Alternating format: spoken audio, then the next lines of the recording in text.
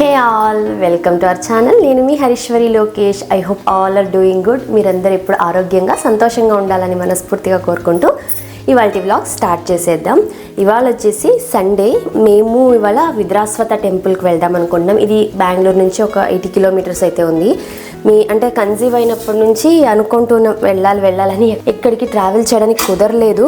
ఫైనల్గా ఇప్పుడు గుడికి అయితే వెళ్దాం అనుకున్నాం. ఏదో ఒక రెగ్యులర్ ధన్వి ప్రెగ్నెన్సీ టైంలో ఫస్ట్ నుంచి కూడా 9 months వరకు కూడా నియర్ బై ఉన్న టెంపుల్స్, కొంచెం లాంగ్ కొద్దిగా మాకు బెంగళూరు సరౌండింగ్స్లో కొద్దిగా ఒక 300-400 కిలోమీటర్స్ సరౌండింగ్స్లో ఉన్న టెంపుల్స్ అన్నీ విజిట్ చేసాం.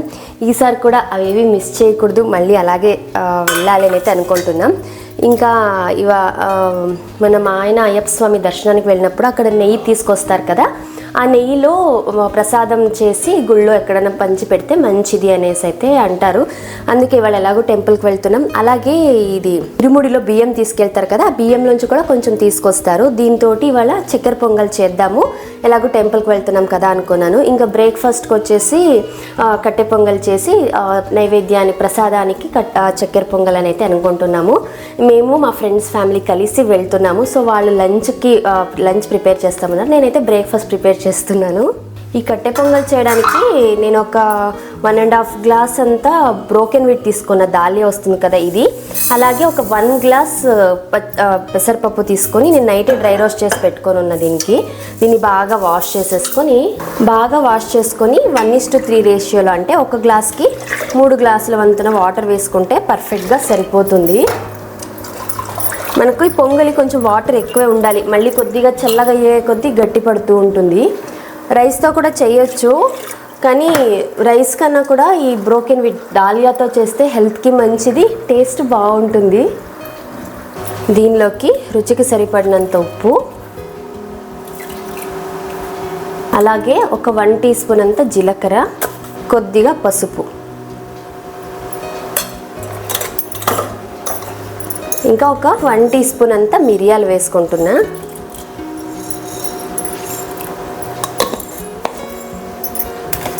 కొద్దిగా ఆయిల్, ఫ్యూ డ్రాప్స్ ఆయిల్ వేసిన, ఎందుకంటే పొంగిపోకుండా ఆయిల్ వేసుకుంటే మనకు పొంగదు. ఇంతే. దీన్ని మూత పెట్టేసి మీడియం ఫ్లేమ్లోనే ఒక 2 to 3 విజిల్స్ ప్రెషర్ కుక్ చేసుకుంటే సరిపోతుంది. ఇంకా ఈ చక్కెర పొంగల్ చేయడానికి ఈ ముడుపులో తెచ్చిన రైస్ ఇంకొద్దిగా, నేనైతే ఒక 2 గ్లాసెస్ రైస్ అయితే వేస్తున్నాను. 1 గ్లాస్ పెసరపప్పు తీసుకుంటున్నా 2 గ్లాస్ రైస్కి. దీన్ని కూడా లో ఫ్లేమ్లోనే దోరగా వేయించుకోవాలి. ఇలా వేయించుకోవడం వల్ల పొంగల్ టేస్ట్ చాలా బాగుంటుంది, మంచి అరోమా వస్తుంది. అండ్ వీడియోస్ చూస్తున్నారు, మీకు వీడియోస్ నచ్చితే ఒక చిన్న లైక్ చేయండి. మీ లైకే నాకు మోటివేషన్. అలాగే లైక్ చేయడం వల్ల యూట్యూబ్ వీడియోస్ని ఇంకొంతమందికి సజెస్ట్ చేస్తుంది. ఇంకా ఎవరైనా సబ్స్క్రైబ్ చేసుకోకుండా చూస్తున్నట్లయితే ఛానల్లో మిగతా వీడియోస్ కూడా చూసి మీకు హెల్ప్ఫుల్గా ఇన్ఫర్మేటివ్గా అనిపిస్తే తప్పకుండా సబ్స్క్రైబ్ చేసుకోండి. ఇలా వేయించుకున్న తర్వాత రైస్ పెసరపప్పు 2 కూడా బాగా వాష్ చేసుకొని దీనికి కూడా 1:3 రేషియోలో, నేను టోటల్ 3 గ్లాసెస్ తీసుకున్నాను కదా, 9 గ్లాసెస్ ఆఫ్ వాటర్ అయితే వేస్తున్నాను. వేసేసి మూత పెట్టి మీడియం ఫ్లేమ్లో 3 విజిల్స్ ప్రెషర్ కుక్ చేసుకోవాలి.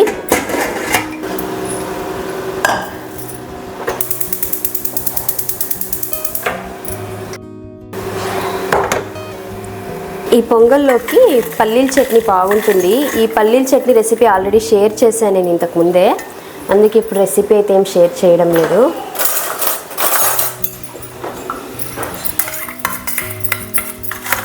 ఇవి అయ్యేలోగా చట్నీ అయితే ప్రిపేర్ చేసేస్తున్నాను.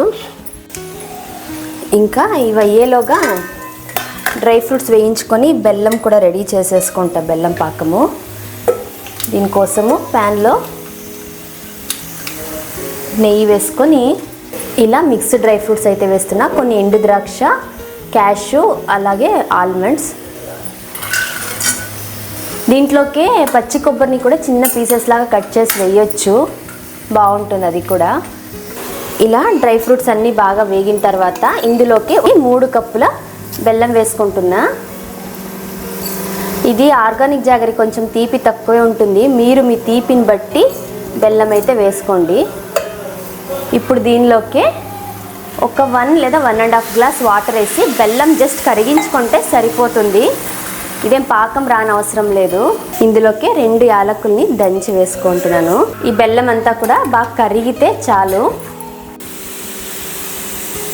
ఇలా కంప్లీట్గా బెల్లం అంతా కరిగిన తర్వాత స్టవ్ ఆఫ్ చేసేయాలి. ఆ తర్వాత పొంగలికి కంప్లీట్ ప్రెషర్ పోయాక మిక్స్ చేసుకోవచ్చు. నేను ఇంకో పక్కన కట్టె పొంగల్కి తాలింపు ప్రిపేర్ చేస్తున్నాను. ఒక ప్యాన్లో ఆయిల్ అండ్ గీ 2 ఈక్వల్ రేషియోలోనే తీసుకొని కొద్దిగా ఆవాలు, జీడిపప్పు, కరివేపాకు, ఇంగువ వేసి ఫైనల్గా ఇందులోకి ఒక 1/2 టీ స్పూన్ అంతా పెప్పర్ పౌడర్ వేస్తున్నా. నేను ఎప్పుడు కొంచెం పెప్పర్ పౌడర్ ఇలా తాలింపులోకి వేస్తా, టేస్ట్ బాగుంటుంది అనేసి.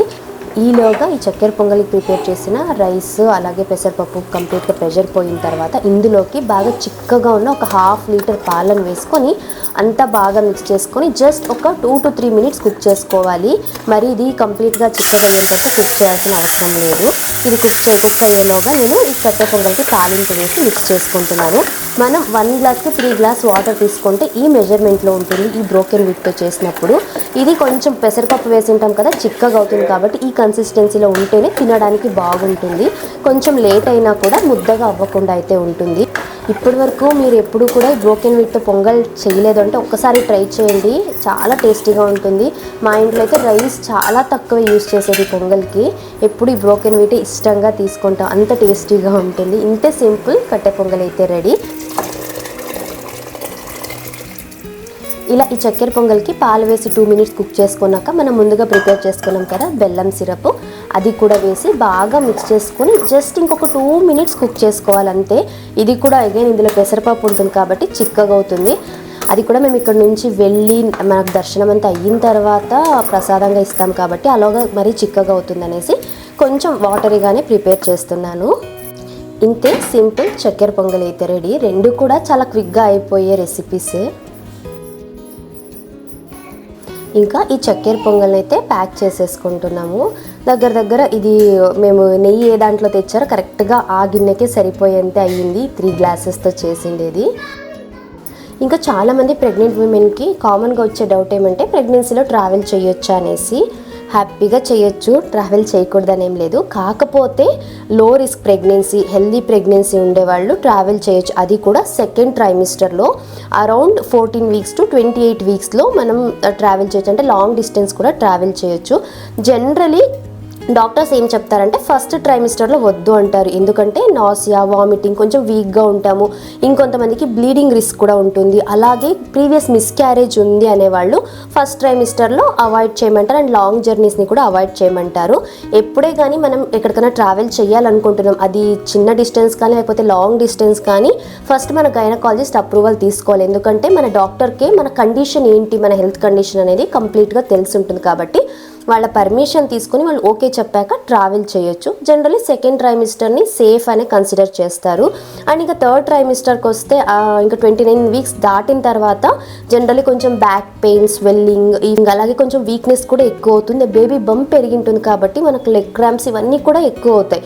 సో ఈ టైంలో ట్రావెల్ చేయడం వల్ల ప్రీ టైమ్ లేబర్ రిస్క్ అనేది కూడా ఉండే ఛాన్సెస్ ఎక్కువగా ఉంటుంది.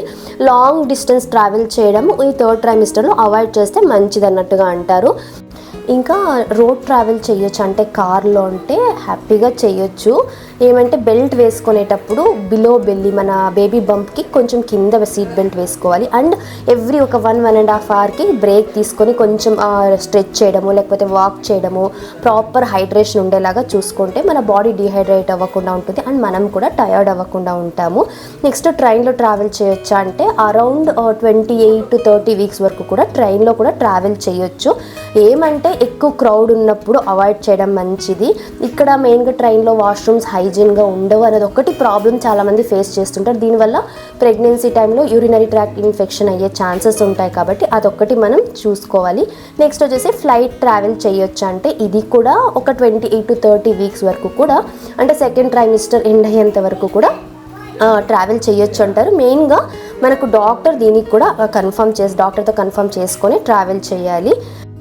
ఇంకా బైక్ కానీ 2 వీలర్ విషయానికి వస్తే జనరల్లీ రికమెండ్ చేయరు. ఎందుకంటే సడన్ జర్క్స్ ఉంటాయి, బ్యాలెన్స్ మిస్ అవుతుంది అనేసి. అలాగే బ్యాక్ అండ్ అబ్డామిన్కి స్ట్రెస్ ఎక్కువ అవుతుంది కాబట్టి కొంచెం బ్యాక్ పెయిన్ ఇష్యూస్ ఎక్కువగా వస్తాయి.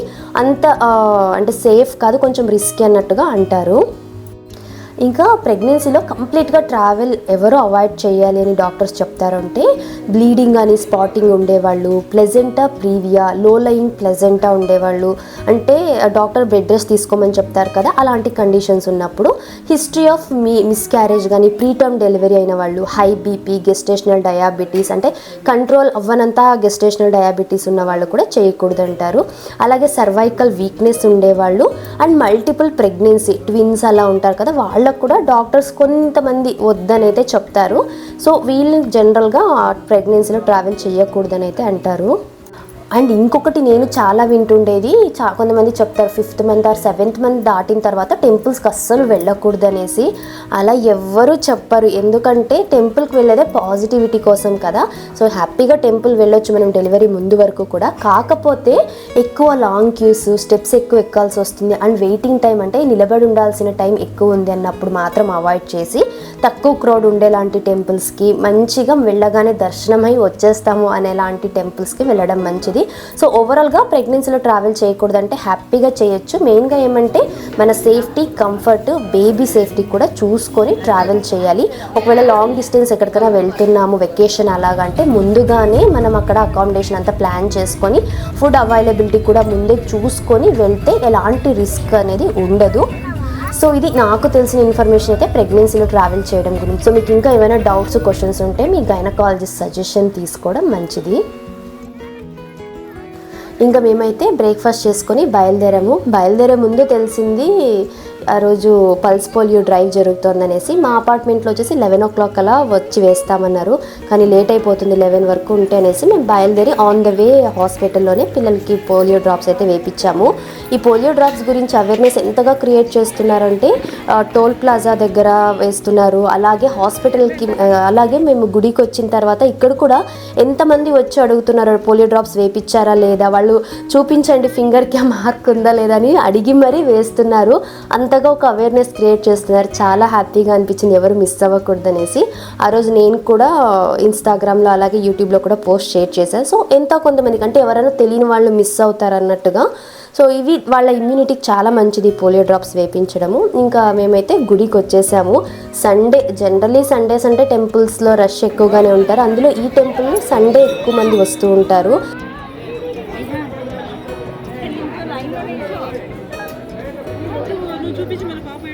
మీలో ఎంతమందికి ఈ విదురాశ్వత టెంపుల్ గురించి తెలుసు, అంటే పేరు వినడం కానీ లేదంటే ఈ టెంపుల్కి వచ్చారో నాకు కమెంట్లో షేర్ చేయండి.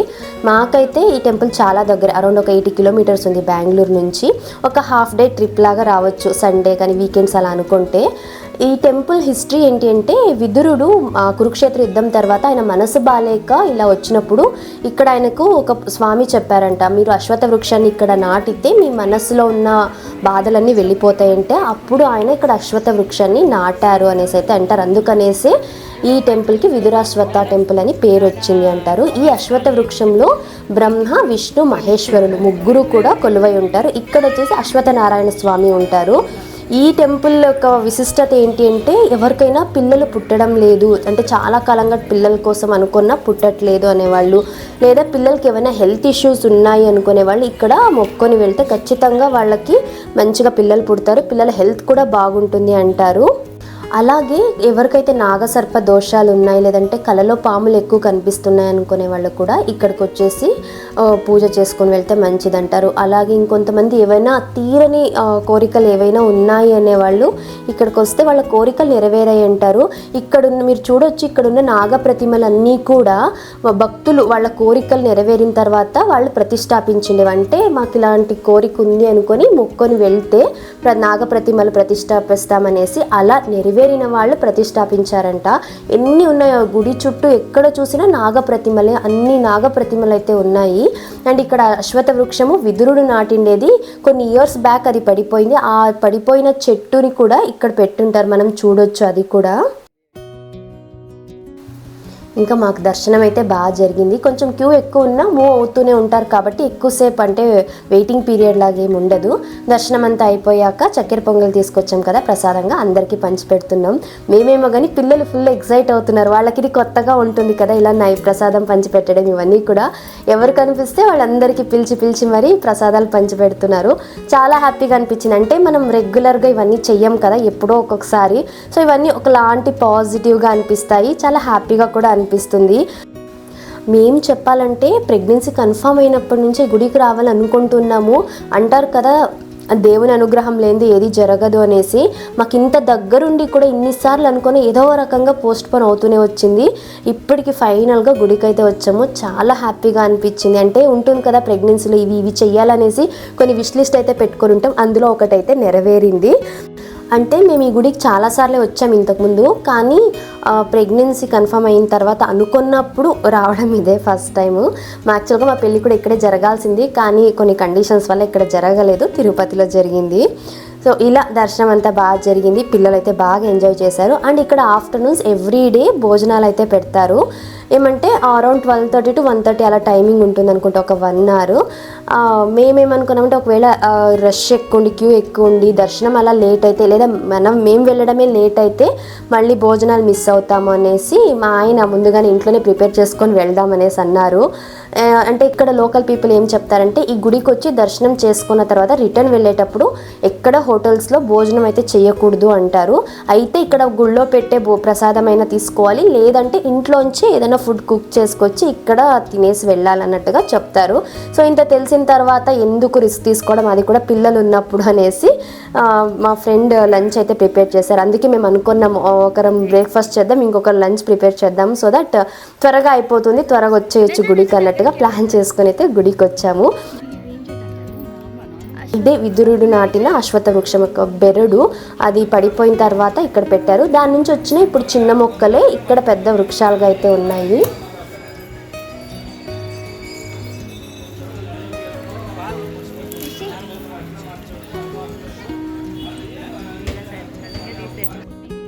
మా ధన్వికున్న పిల్లల పిచ్చి ఎవరికి ఉండదేమో, తనకన్నా చిన్న పిల్లలు కనిపించారంటే తను ఇంకా ఆపలేము, అసలు వెళ్తుంది, వాళ్ళని బాగా ఆడిపించాలంటుంది, వాళ్ళతో పాటు ఆడుకోవాలి, ఇంకా వాళ్ళు రాకపోతే ఒప్పుకోదు, అలుగుతుంది చిన్నపిల్లల మీద కూడా.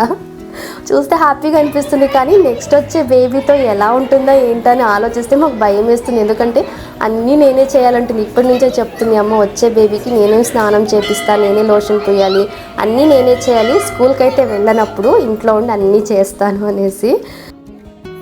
ఇంకా ఇక్కడ భోజనాలు పెట్టే టైం కన్నా ముందుగానే మా దర్శనం అంతా అయిపోయింది. సరే ఇక్కడికి వచ్చి నైవేద్యం తినకుండా వెళ్తే బాగోదు కదా అనేసి కొంచెం అయితే తీసుకొచ్చి అందరం తిన్నాము. ఆ తర్వాత మేము ఇంట్లోంచి తీసుకొచ్చిన ఫుడ్ అయితే చెట్టు కింద కూర్చొని తిన్నాము.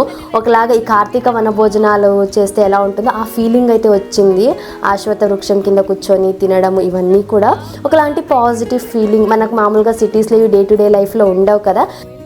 మేము జనరల్గా ఇలా ఏమన్నా కొంచెం డిస్టెన్స్లో ఉండే టెంపుల్స్కి వస్తున్నామంటే ఇంట్లోనే భోజనం ప్రిపేర్ చేసి తీసుకొచ్చి ఇక్కడ తినేసి వెళ్ళడానికే ప్రిఫర్ చేస్తాము.